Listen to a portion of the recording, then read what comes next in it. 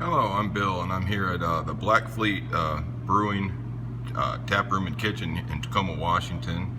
We're in the process of building the brewery, and along the way we inherited this nice set of box stairs that came with the building that we'd like to preserve. They're about 110 years old, constructed in about 1907, we figure, and they're covered with shellac. The shellac's been there for many years, and to try to refinish them, basically we were trying to come up with a way of getting the old shellac off. And you can see when we tried to belt sand, it tends to gum up the sanding belts and the sanding discs. Anything we use, this shellac tends to gum up, but we did come up with a way that works. We went and got a Multi-Max. We have that for doing our cuts. It's a Dremel tool, and we put on one of the rigid scraper blades.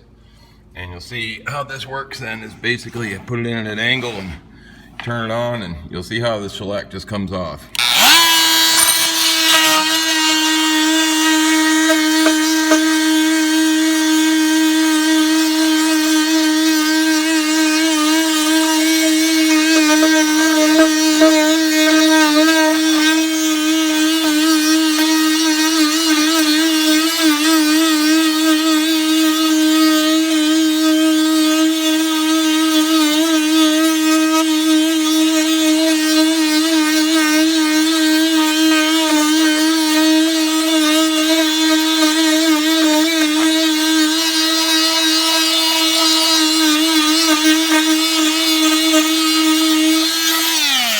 Basically, the process is you're heating up the shellac like you would with a torch, and it starts to melt, and then it scrapes off on the blade. Occasionally, I have to clean the blade off with a chisel, so I'll come in on the backside and sort of clean up the blade.